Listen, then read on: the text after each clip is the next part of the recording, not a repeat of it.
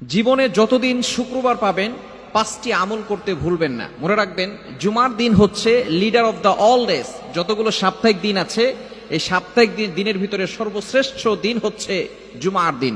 জুমার দিন অত্যন্ত ফজিলতপূর্ণ দিন এবং বরকতময় পূর্ণ দিন। অবশ্যই এই দিনে আমরা আমল করার চেষ্টা করব। 5টি আমল করতে ভুলবো না। নাম্বার 1, 1 নাম্বার হচ্ছে দুরুদ শরীফের আমল করা। বেশি বেশি করে নবীজি সাল্লাল্লাহু আলাইহি সাল্লামের প্রতি দুরুদ পাঠ করা।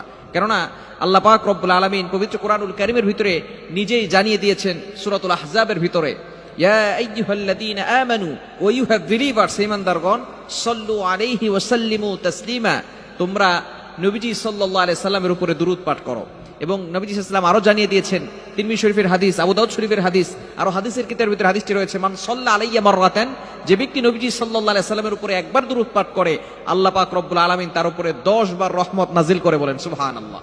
শুধু তাই নয়, এই বৃহস্পতিবার দিন যত মানুষ সাপ্তাহিক যেই দুরুদগুলো নবী সাল্লাল্লাহু আলাইহি সাল্লামের উপরে প্রেরণ করেছে, এই সমস্ত দুরুদগুলো ফেরেশতারা নবী সাল্লাল্লাহু আলাইহি সাল্লামের কাছে পৌঁছে দেয়। এই জন্য অবশ্যই আমরা বেশি বেশি করে দুরুদ শরীফ পাঠ করার চেষ্টা করব। 1 নম্বর হচ্ছে দুরুদের আমল করা। নাম্বার 2, দ্বিতীয় নাম্বার হচ্ছে জুমার দিন ফজরের নামাজ মিস না করা। অবশ্যই জুমার দিন ফজরের নামাজ জামাতের সহিত আদায় করার চেষ্টা করবেন।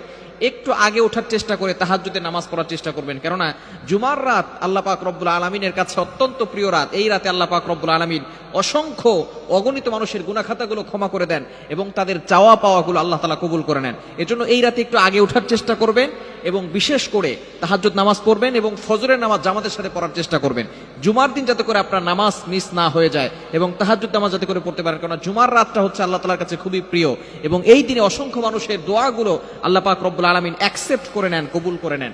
এজন্য জুমার দিন দ্বিতীয় নাম্বার হচ্ছে ফজরের নামাজ মিস করা যাবে না। 3 নাম্বার, জুমার দিন সূরা কাহাফের তেলাওয়াত করবেন।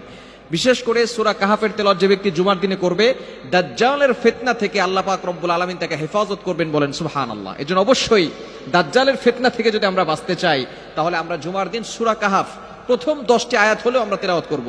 যারা কোরআন পড়তে পারি পুরো সূরাটা তেলাওয়াত করব, আর যদি পুরো সূরা তেলাওয়াত করতে না পারি প্রথম 10টি আয়াত আমরা মুখস্থ করে প্রত্যেক জুমায় আমরা আলোচনা পড়ার চেষ্টা করব ইনশাআল্লাহ।